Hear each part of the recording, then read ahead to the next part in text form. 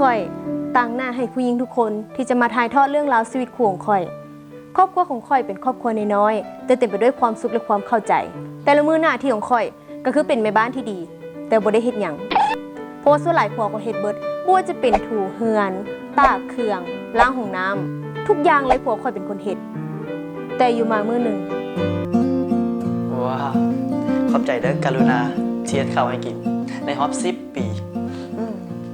ว่าแต่มื้อนี้คือดุเป็นพิเศษอะต้องการอย่างบ่นี่นะคะเดี๋ยวน้องสาวข่อยจะขึ้นมาแต่บ้านเด้อมันสิมาอยู่นำเฮาเห็นมันว่าได้เฮ็ดเวียกแถวบ้านเฮานี่ซั่นดอกเวียกหยังกะสาวโรงงานหั่นเด้เอ้ามาผู้ดีเลยสบายดีไอ้กรุณาสบายดีไอ้นาค่ะน้องมาขออาศัยอยู่นำไอ้นาค่ะบ่ว่าอย่างตีมึงเป็นขี้กากว่ะบ่ยินดีบ้านเราก็ยังมีหลายห้องอยู่เนาะที่บ้านเนาะกลับมาอยู่ร่วมกันนี่แหละมาเห็นบ้างไม่เมื่อยมานั่งกินข้าวด้วยกันก่อนมาเดี๋ยวเอ้ยสิไปตักข้าวให้บ่เป็นหยังเดี๋ยวเฮากินห่วมเอ้ยกรุณาก็ได้พอดีเฮาบ่ถือของกินน่ะมีแต่ซำนี้ว่ะกินอันอื่นแทนบ่ได้ว่ะตุลาเอ้ยเราขี้กากตกขึ้นหลายเลยได้หั่นพอดีตอนอยู่บ้านนอกมันเย็นมาอยู่นี่แล้วมันร้อนน่ะนะก็เลยปรับตัวบ่ทันจริงๆนะคะเดี๋ยวจะเอารูปแบบนะได้อุ้ยพอดีไอ้นาค่ะสิออกไปนอกว่ะซึ่งตุลาขอติดรถไปนำเดินได้บอกพอดีสิเอาไปหาหมู่ได้เจ้าได้ออกไปนับกันเลยนี่นับอ้ายร้อนแท้เอ้าไอ้นาค่ะปลดล็อกประตูให้แด่บ่แม่นคันนั้นคันพี่คันนั้นเขาจะออกมาฝากไปโอ้แหงฮ้อน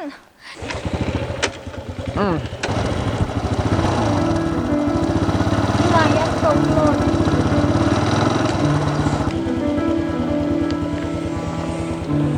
ไปอาบน้ำเด้อลูกเด้อ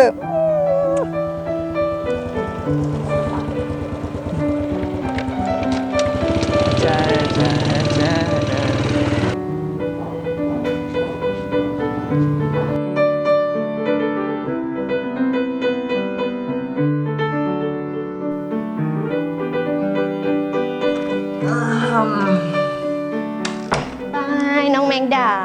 เบิ่งแม่น้องแมงดานี่นับมือนับใหญ่ก็คือเพิ่นทุกเอ้า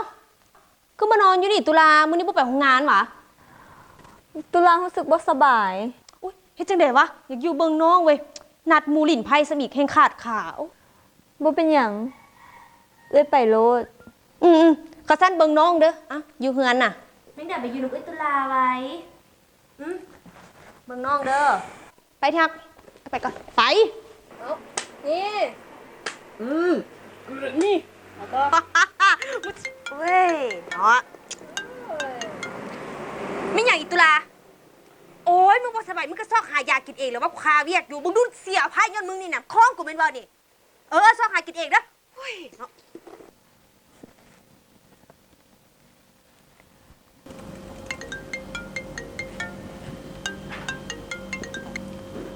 ฮัลโหล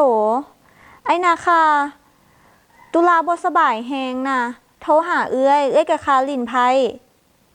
กรุณาบอกให้โทรหาอ้ายมาพาไปห้องหมอขั้นสั้นเดี๋ยวจะไม่อายออกไปเด้อมาไวๆเด้ออ้าย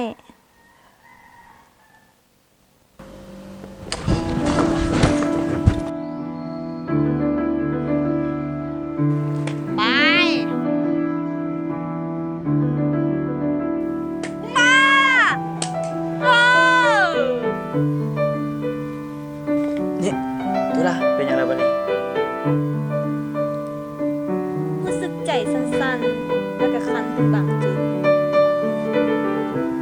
สั้นบนนี้แล้วก็บนนี้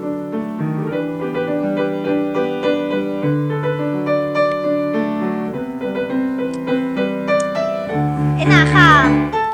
คอยว่าจะไปหูเขียวก่อนซะมื้อแรงก็จังมาใหม่อดเลยกูนะคะจะให้หยังกำลังว่าสิโทรหาเจ้าพอดีเลยแล้วน้องแมงดาดิน้องแมงดานอนแล้ว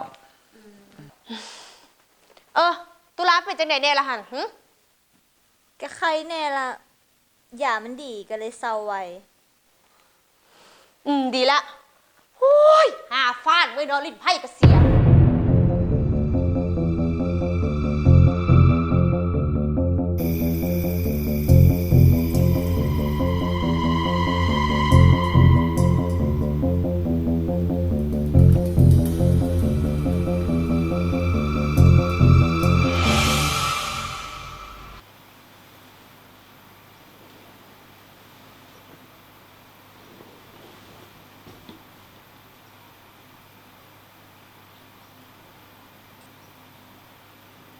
ไอ้นาคาฮู้บ่ว่าตุลาหักไอ้นาคาตั้งแต่ทำอีที่เห็นเลยได้โอ้โอ้โอ้โอ้ไอ้นาคาพวกนี้มันเจ็บโอ้โอ้ไอ้นาคาพวกนี้มันถึงจุดสำคัญ โอ้ขอโทษเดี๋ยวสิเปลี่ยนท่า โอ้โอ้ไอ้นาคาโอ้ค่อยๆแน่โอ้อย่าเห็นแหงหลาย สามีโอเคป่ะโอ้โอ้โอ้โอ้ไอ้นาคาโอ้พวกนั้นโอ้โอ้โอ้โอ้สัวสิแล้ว นาค่ะเจะเฮ็ดหยัง ดูละกรุณามาจากตอนใด เอ้ยกรุณาเฮาบ่ได้เฮ็ดหยังกันใดบ่ต้องมาเว้าเห็นอยู่ว่าเฮ็ดหยังกันน่ะบัดทีข่อยจะคือบ่เคยจักซี่แน่จะคือบ่ถูให้แน่แนวนี้น่ะสู่สองคนเอาเครื่องออกไปจากเฮือนกูเดี๋ยวนี้ไอ้นาค่ะคันเอ้ยกรุณาบ่ให้อยู่เฮาก็ออกไปอยู่ห้องแถวที่เฮาเซาไว้ดีบ่ออกไปไปเถอะไอ้นาค่ะเราบ่ให้อยู่แล้ว ไปเลยไปแล้วบ่ต้องไปกูเห็นหน้าอีก ชีวิตก็ยังต้องสู้ต่อจะยังมีลมหายใจก็ยังต้องไปต่ออย่างน้อยก็เพื่อหัวใจที่มันยังเต้นอยู่ให้หัวดวงตาเว้นที่ยังท่าคอยอยู่ในฤดูที่ต่างไป ฮ้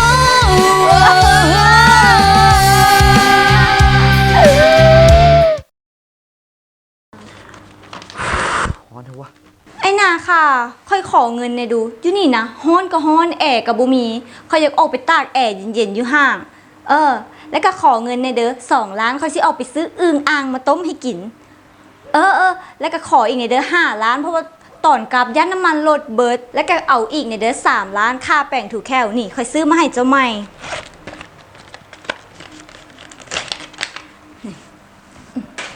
ตัวเก่าที่เอ้ยกรุณาซื้อให้หั่นนะตุลาเอาไปทิ่มละ ขั้นเวลาป่านนั้นน่ะเอาบัตรไปซะว่าแต่ซ้ำแปลงถูกแค่ซื้อเป็นอย่างคือราคาแพงป่านนั้นเขา3-4 ล้าน โอ้ยไซส์ไปแล้วนะมันก็คือกันหั่นแหละ สิได้ไปถูกแค่แล้วไปถูกมาหลายมื้อแล้วก่อนไปเวียกนี่ว้า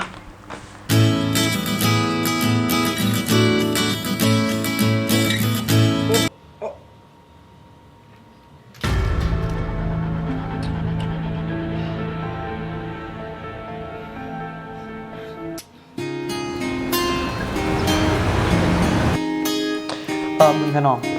รบกวนกดสอบเอกสารให้อายนี่เป็นอย่างคือบัวแนมนาอายนี่เป็นอย่างว่ามือนี่อยู่ในห้องขายคือบ่มีพัดลมนำเฮาจักคนเลยคือว่าหน้าตาหน้าค่านี่ก็หล่ออยู่นะหรือว่ามือนี่บ่หล่อวะพวกตาบ่ถึงน้องอ๊อฟรบกวนกดสอบเอกสารนี้ให้อายหน่อยอันถามสำนึกใจเนาะ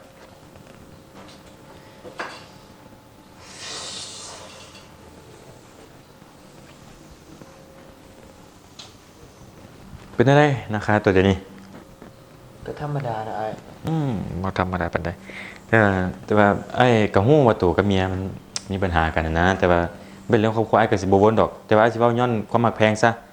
คือว่าเดี๋ยวนี้ไอ้สังเกตเห็นตัวไปเว้าลมน้ำผู้ใดก็คือว่าเขาบ่อยากสู้หน้าตัวบ่อยากล้ม แม่นป่ะ แต่ว่าไอ้สิ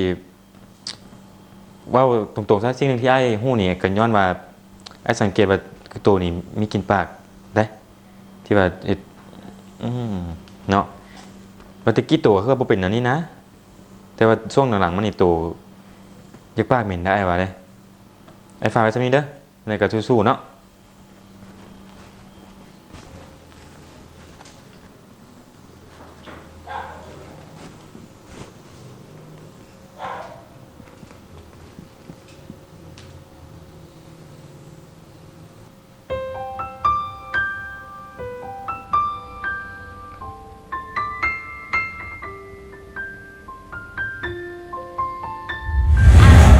แปรงสีแค่เอา close up มาให้ใหม่ ตัวนี้นะช่วยทำความสะอาดลิ้นและปากได้อย่างทั่วถึงเลยได้ขนแปรงนะนุ่มๆ ว่าอู้ กวดตลอด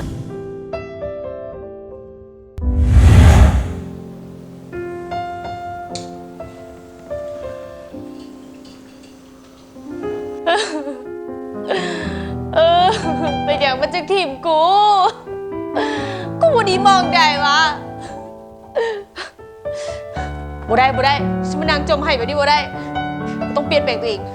ต้องไปซอกหาผัวไหมมาดามใจ